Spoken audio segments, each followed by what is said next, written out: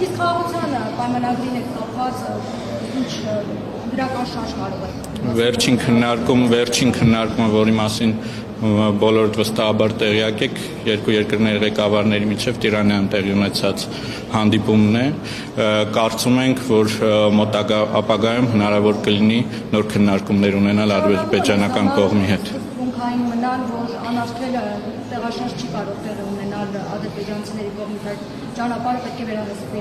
Հայաստանի համար շարունակում է սկզբունքային լինել, որ կոմունիկացիաները պիտի գտնվեն Հայաստանի Հանրապետության իրավազորության ներքո եւ պիտի պաշտպանվի Հայաստանի սուվերենությունը այդ ճանապարհների նկատմամբ։ Թուրքիան ո՞րն է, որ այդ ձեռնշած սկզբունքներով փոխադարձության սկզբունքով բացվեն ճանապարհները։ Կարծում եմ արդեն նշեցի, որ թուրքական կողմի համար անկալելի ըմբռնելի են հայկական կողմի դիրքորոշումները։ Պատրաստ է այդ հարցում օրինակ փորձել Ադրբեջանին եւս բերել կառուցողական դաշտ։ Ես կարծում եմ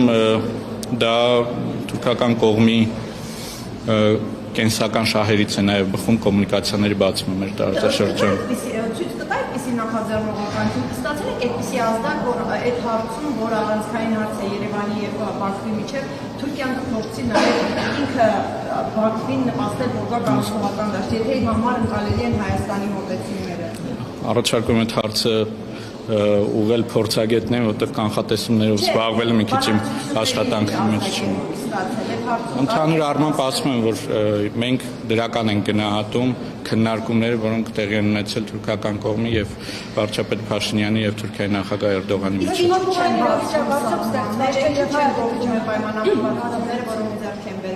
Հայ-թուրքական կարգավորման գործընթացում ինչ այժմ։ Մենք հույս ունենք, որ այն պայմանավորվածությունները, որոնք ձեռք են բերվել, դրանք կյանքի կկոչվեն եւ դրա մասին թե փակ հանդիպման ժամանակ, թե նաեւ վստահաբար հանրային կերպով մշտապես մեր դիրքորոշումը արտահայտում այս բան ժամկետների մասին ոչինչ չեմ կարող ասել։ Ես չէի գնահատի։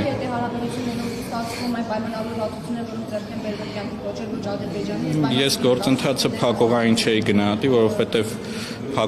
փակուղային գնահատականի համար առնվազն անհրաժեշտ է նախադրյալ, որ քննարկումներ չկան, իսկ քննարկումներ թե Հայաստանի, թե Թուրքիայի եւ թե Ադրբեջանի հետ քննարկվում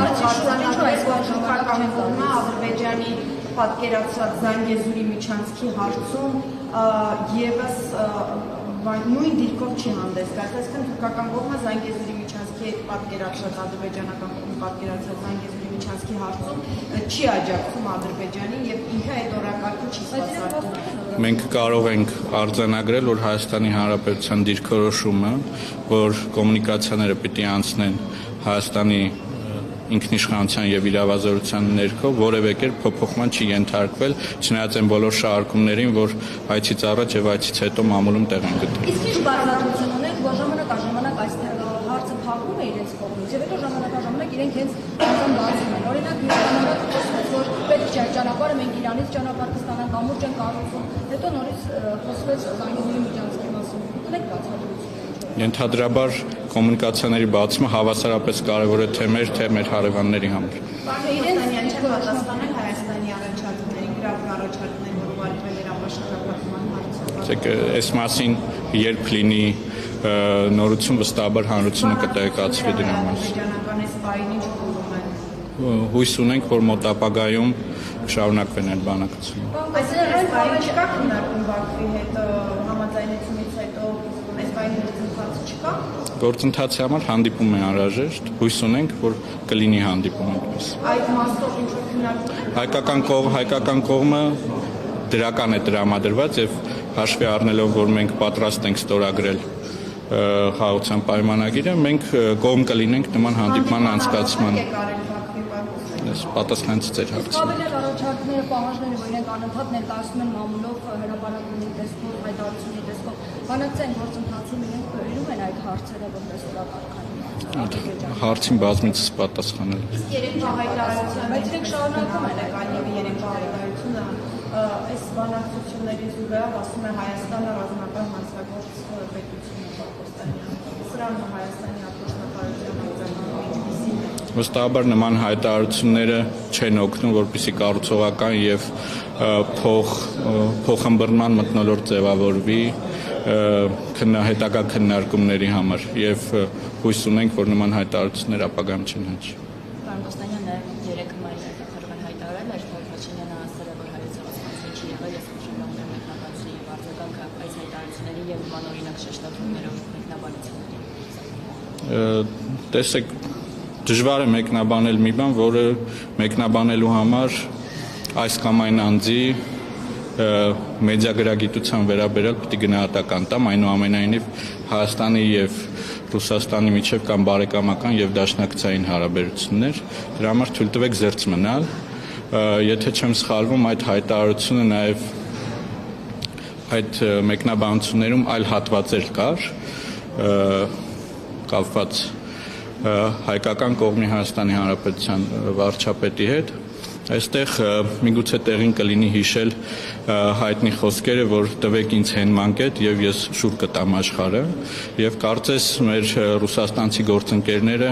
հենմանկետ չգտնելով Ռուսաստանում այլ տեղեր են ման գալիս, բնականաբար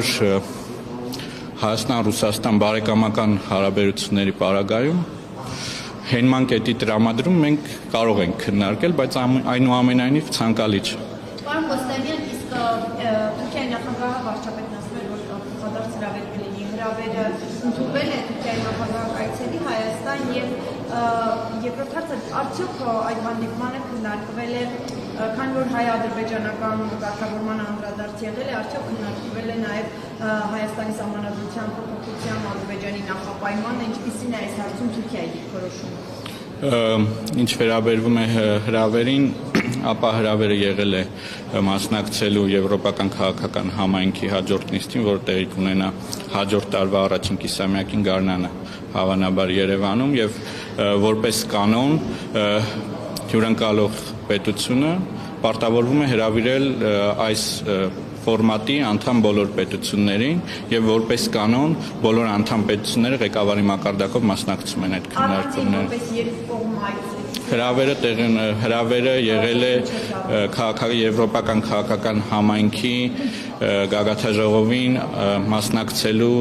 շրջանակներում։ Ասացի, որպես կանոն մասնակցում են բոլոր երկրների ղեկավարները։ Հարցը կկրկնեք։ Տեսեք, քանի որ դա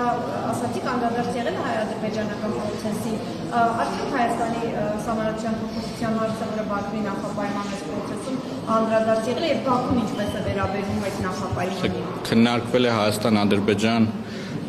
կարգավորման գործընթացի ողջ սպեկտրը, մտքեր են փոխանակվել, ավելի ճիշտ կլինի նշել, եւ վարչապետը ներկայացրել է Հայաստանի Հանրապետության դիրքորոշումները, որ մենք չենք տեսնում սահմանադրական խնդիր, այն պարագայում, եթե ստորագրումից հետո կառաջանա նման խնդիր եւ մեր սահմանադրական դատարանը խաղաղության պայմանագրի այս կամ այն դրույթը կճանաչի հակասահմանադրական, ապա Հայաստանը պատրաստ կլինի նախաձեռնել այդ հարցի շուրջ լայն հանրային քննարկում, ինչ իրենց հանրակրվեի։ Աջակցությունը կամ սրա վերաբերյալ Ռոմանի դիրքորոշումը համոզիչ եղել են վարչապետի հաստատները։ Ճիշտ չի լինի, որպեսզի ես մեկնաբանեմ թուրքական կողմի համար համոզիչ եղել են թե չէ։